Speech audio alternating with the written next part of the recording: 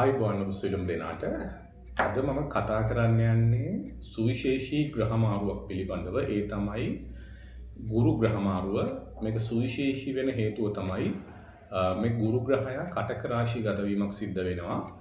මේ කටක රාශියේදී ගුරු ග්‍රහයා අතිශය ප්‍රබලත්වයට පත් වෙනවා. ඒ කියන්නේ මේ ගුරු ග්‍රහයා උච්ච භාවයට පත් වෙනවා. මේ සිදු වෙනවා එළඹෙන 2025 ඔක්තෝබර් මාස 18 වන දින සවස 7:48ට සවස 7:48ට තමයි ගුරු ග්‍රහයා කටක රාශිගත වන්නේ. ඔක්තෝබර් මාස 18 වෙනි දින මේ කටක රාශිගත වුණාම මම කිව්වාගේ ගුරු උච්ච භාවයට පැමිණෙනවා. ඒ කියන්නේ ප්‍රබලත්වයට පැමිණෙනවා.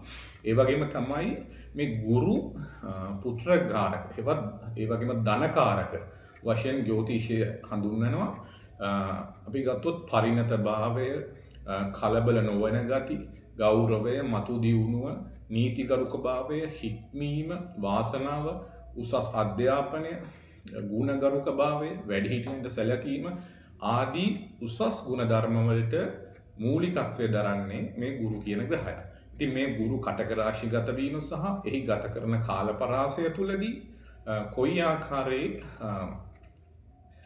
ප්‍රතිඵල ලග්න 12ට බලපැවැත්වෙනවද කියලා මම දැන් විග්‍රහ කරන්නම්.